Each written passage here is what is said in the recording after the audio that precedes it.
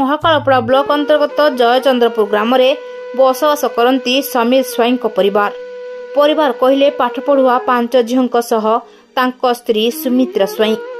समीर जड़े दिन मजुरिया भाव काम करुवा बेले स्त्री सुमित्रा परिवार को दुखे कष्टे चलाई थांती। पिलामाने समस्ते जड़े जड़े भल कृति छात्री, किए खेल तो किए चित्रांकन तो किए पाठ पढ़ारे निपुण। भगवान का विचित्र नियम आगे मनीष असहाय। एही परिवार रे घटी जाइछि।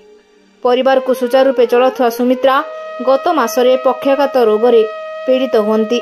एहापर सुमित्रा ना चली पारती ना उठी बसी पारुछंती। तांकर डाहाण पाखर हाथ और गोड़ संपूर्ण अचल हो पड़ी। एही दुर्दिन परे परिवारटी संपूर्ण भावे असहाय हो पड़ी।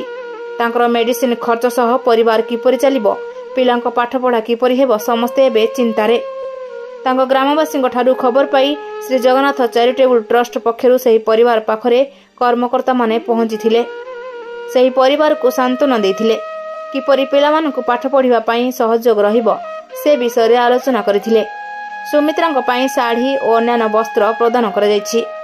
समस्त पिलांको पई शीत वस्त्र कंबल प्रदान करा जायछि और समीरंको पई लुंगी गामुछा और पोशाक दि जायछि। परिवार पई 1 मासर राशन सामग्री ट्रस्ट पक्षरु जोगाई दि जायछि। आजिर कार्यक्रम में सामिल थिबा व्यक्ति माने हेले ट्रस्ट सभापति श्रीजुक्त दमन महांती, ट्रस्ट उपदेष्टा विष्णुचरण महापात्र, कालंदी मल्लिक, तपन कुमार नाथ और केदार बेहरा। कृष्णचंद्र सामंतराय को रिपोर्ट, रूपाथालिया न्यूज।